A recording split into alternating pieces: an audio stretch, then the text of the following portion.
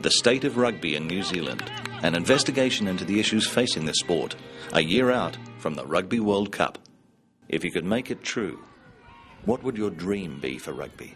Well, you've got to have aspirations, you've got to have dreams. You know, if you don't have dreams in any sport, you're basically failing the fundamentals of the game. As administrators and coaches of junior boys, you've got to be able to give them dreams. You know, aspirations, encouragement, instead of just slaughtering them. Oh, look, when I retire or are forced to retire, depending on what happens first, from my time in rugby, I would like to think it still holds the same place in the heart of kids that it did when I grew up. I mean, I remember as a 5-year-old, you know, being put on my father's bike on the crossbar and being dubbed down to Strand Park in the hut and playing as a kid, as a 5-year-old, and just thinking it was the best thing. And I personally learned a huge amount from being involved in a team sport, which I think rugby's very important. It's one of rugby's most important attributes. It is a team sport. I got opportunities that I hadn't predicted I'd get to be a leader in those teams, and that's held me in an incredibly good stead. So I think, clearly, we'd like New Zealand rugby to be successful. We'd like the All Blacks to have won World Cups. We'd like the brand to be bigger than it's ever been before. But ultimately, deep down for me, I would still want a 5-year-old boy and girl growing up in this country to have the same attraction to the game and look at it as an option for them to be involved with or not, as I did. It's a dream you always want it to be progressing, and it doesn't matter whether it goes through periods of critique, but if it's all the time stronger, if there are advancements, and if sevens into the Olympics is an advancement, if there are things that are improving all the time, good leadership, and you see the sport stronger by the day, then that's always great. It's great to be part of a sport that's, rather than withering on the vine, that is vibrant and enthusiastic and wanting to be, the public wanting to support it and talk about it and be involved in it. It is still the second most played team sport in the world after football, after soccer. And they want to go global. They want to globalize it, but you can only globalize it when everyone has the same equality, and the same even playing field when it comes to selecting players. I've always struggled to understand why countries like Samoa, Tonga, Fiji, every year they struggle to put a team out, and yet every World Cup out of the three, one of them would perform beyond the expectation, and it's just the big question always is if only they had the same opportunities. If we're not the richest unions, believe you me. I talked to Daniel Carter that day, and he said he was just delighted that Argentina had been welcomed into the Tri-Nations, because for him that's a whole new country to go, and it's going to spice things up for him. It's going to rejuvenate him. They're a little bit bored about constantly Australia, constantly South Africa, and I think the whole world feels like that. If we could, America playing the All Blacks in Denver, never mind the All Blacks playing the Wallabies in Denver. Let's play America. That's a far more appealing prospect, with the Americans having a genuine opportunity, genuine belief that they can go out and beat the All Blacks. I think that's rugby's ultimate vision. If we can get to that point, the game's going to be okay. I think the developers of rugby in this part of the world, which is everything outside of Europe, South Africa, Australia, Argentina, New Zealand, the Pacific, Canada, the States, Japan, etc., need to make sure that we are developing the game as best we can in that big region, so that everybody's got something to aim for. Maybe in time there'll be a 2-tier Super Rugby competition with franchises in Vancouver and San Francisco and Tokyo and Hong Kong and so on. So I think there's a huge amount to do. I think it's exciting, as long as we look after the kids that play the game and the product that we've got. Look, Dan Carter, Richard McCall, they came from country clubs. That's what you're talking about, isn't it? Exactly.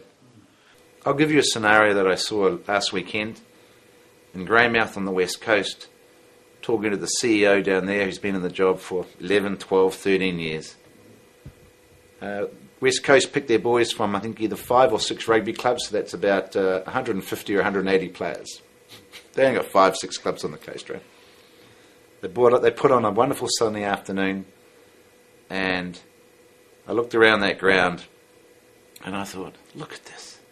160, 180 guys to pick from. They've got the West Coast boys. They've brought the fans in. They're Jack Greymouth. Sun's shining in the afternoon. The boys have got these huge white bait patties and white bread. Beautiful. The size of a hot dog, you know. And they're happy. Right? They're happy they've got a team in the final for the first time ever. You know what that does to the region? My dream would be for rugby that it truly became the unifying force that represents the spirit of our country, that it could be that even if you don't have anybody who plays the game, or you know, whatever your opinions of rugby, club culture or whatever, that people will still follow their provincial team because it represents their team. I wish that we could be rugby fans the way Americans follow their teams, you know, and yeah, I wish. Because that's what I love about being an Auckland fan, a Waitakere City fan, a New Zealand fan, a Manu Samoa fan, is that me as an individual can plug into something and be a part of something that so many other people buy into, you know. And it's incredible because it's nothing. It's actually nothing. And yet, spiritually and emotionally, so many people invest their thoughts and their mental energy into it. But for me, happiness in rugby would be continued growth at the kids level, continued growth in club level, that our Air New Zealand Cup and NPC competition is a fair and equitable one for everyone, for all unions, that our Super 14 we would have a more balanced approach to our players to make sure that every team has a fair equity in players, who would then feed a team of a lucky 22 guys who go and play out for the All Blacks, who would be the best prepared guys. And we're never even going to win every game. Never ever going to win every game. We don't expect it. But when they do go out, they play to the maximum. They empty the tanks out, and they keep the fans happy. If your fans aren't happy, they're not going to turn up to the game or watch it. They'll go elsewhere. And I think at the moment, New Zealanders got a few fans out there just sitting on the fence, waiting. Never got excited about Super 14. Never got excited with the All Blacks. Hello, over here we've got the OMPC. You beauty. Get into that. What if that competition was crap this year? Where would those fans have gone? I think people who have got the ability to look at the game and improve it, people getting together and making sure that we've got a good product going forward, is important. I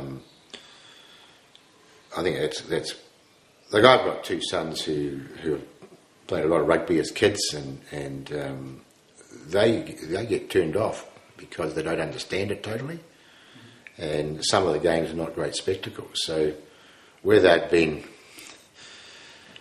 been supporters through thick and thin as younger guys, they're making decisions which games they go to, and are critical of the product sometimes, and I can understand that. So we've got to look after that product. And unfortunately, we're going through too many times now where it has long periods of similar problems not being addressed. Rules are a good example of it, or international playing seasons, or things like that. That good leadership in all the countries gets together, solves it, gets on.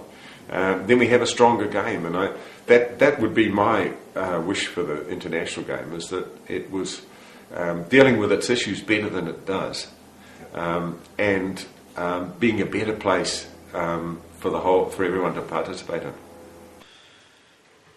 I think we can have more meaningful competitions from year to year. Excuse me, at international level.